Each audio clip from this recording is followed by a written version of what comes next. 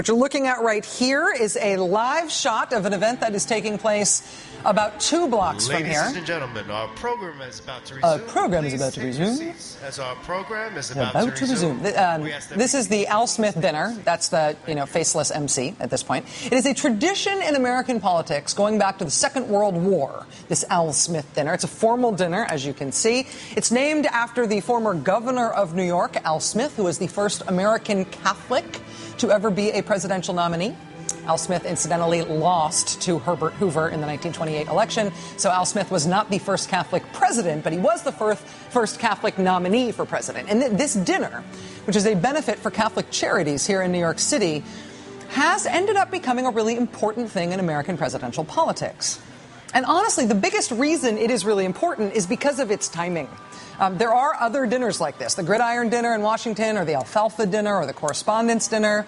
There are other dinners that are fancy politics proms, essentially, where you get a sitting president or very high-level politician showing up in tuxedos and gowns and telling jokes and sharing stages with people they otherwise would not be sharing stages with. That happens, right? There are those events in Washington and elsewhere around the country. But this one that you are looking at right here is different, because this one happens now, a couple of weeks before the election. And it's always timed like that, every time. And traditionally, both presidential candidates go to these things. I mean, there are some years where the dinner conflicts directly with a debate, or rarely one of the candidates will decide to blow this dinner off. Walter Mondale did that in 1984. Bad move.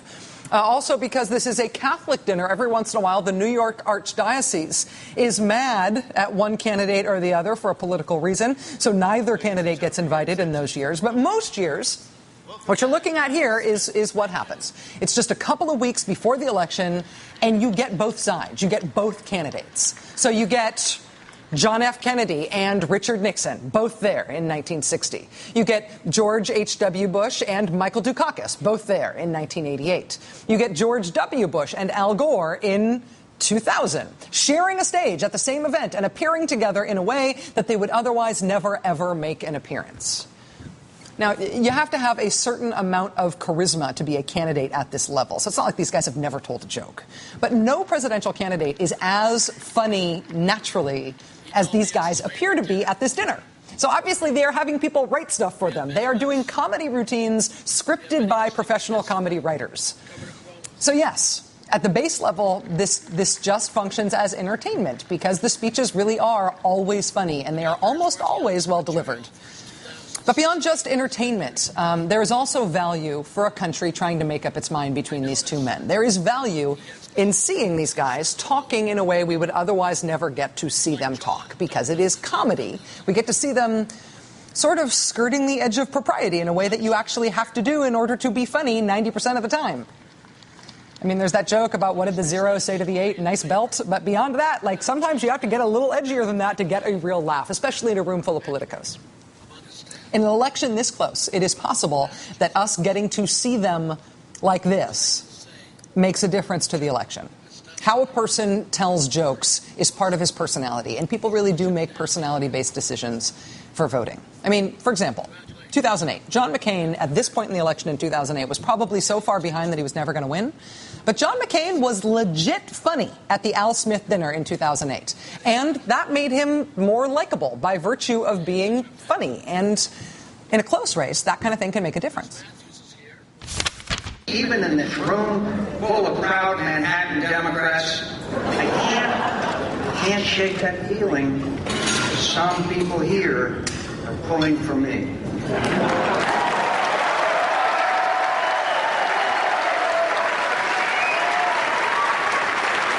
Delighted to see you here tonight, Joey.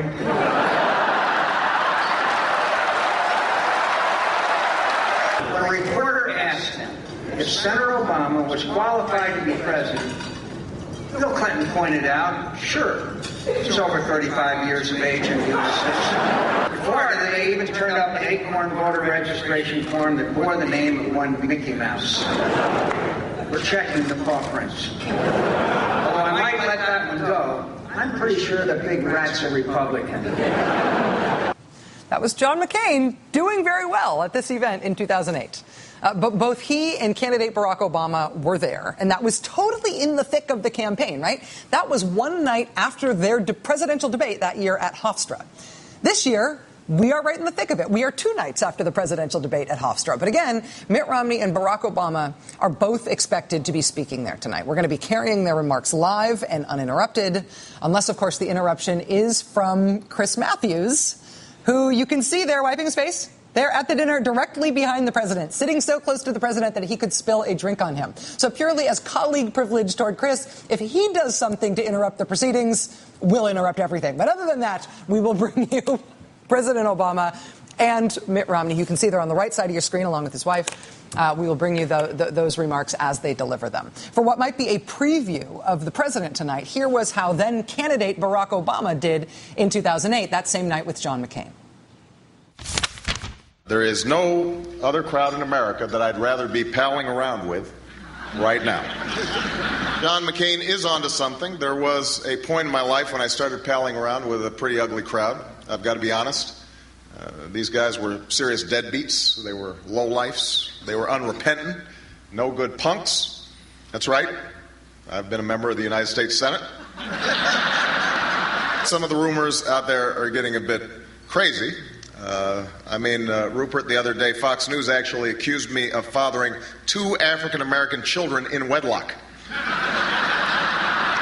It is an honor to be here with Al Smith. I obviously never knew your great-grandfather, but from everything that Senator McCain has told me, the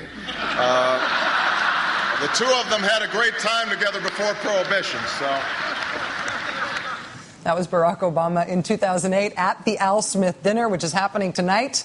Right now, about 2 blocks from here in New York City, we are awaiting remarks from both Mitt Romney and President Obama. And we are supposed to say that they are expected to be comedic remarks, which I always thought was phrasing that could suck the life out of any joke. There's only one known instance at least that I know of, where a joke that was made by a politician at the Al Smith dinner ended up being used against that politician. It's kind of amazing, given that these guys do try hard enough to be funny at this event, that their jokes very often push the edge of what it is okay to say this close to an election. But I do think there is only one case in which a joke made by a politician at one of these events came back to haunt him, and it was this. This is an impressive crowd, the haves and the have-mores. Some people call you the elite.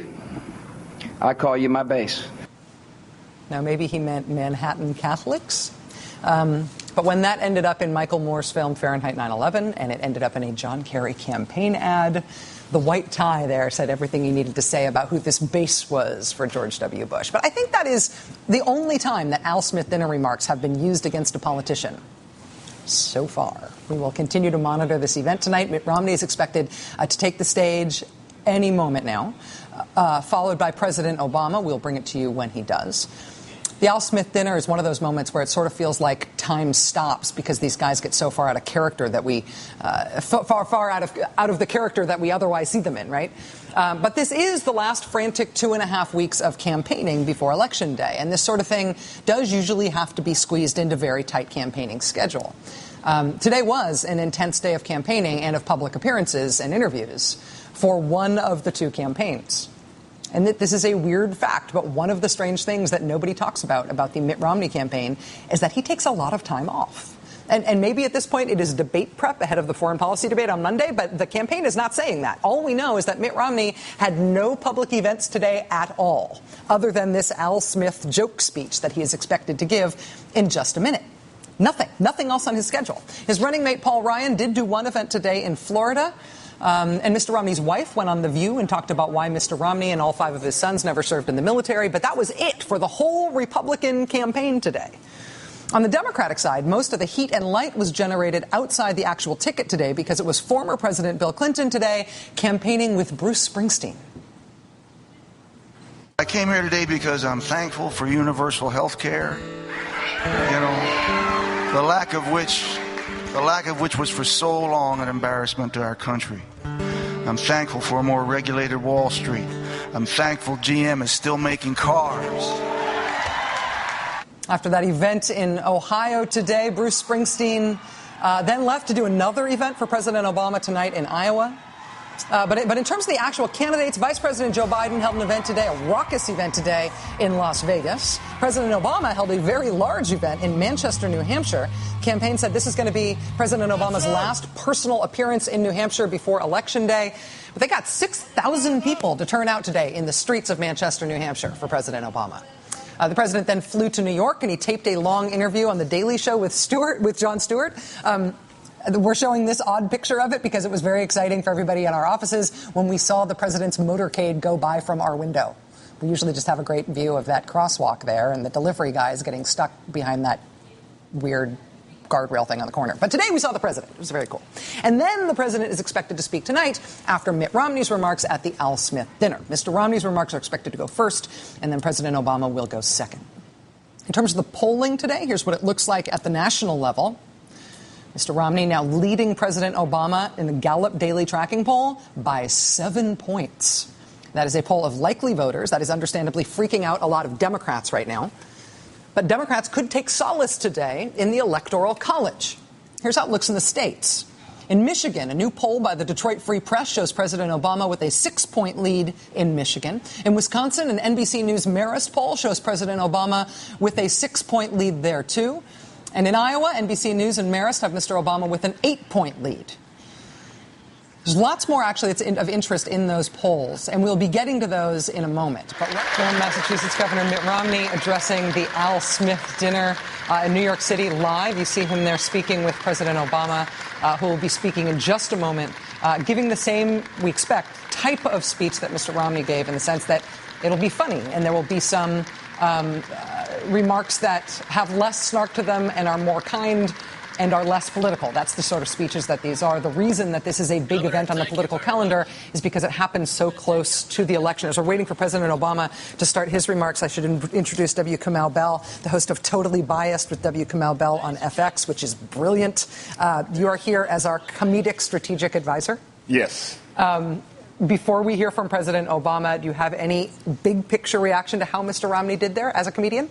I think he's got to learn how to enjoy the joke-telling process. He has that look on his face between every joke like he's just been stabbed. Even the jokes went well, but he looked unhappy about that even when it worked.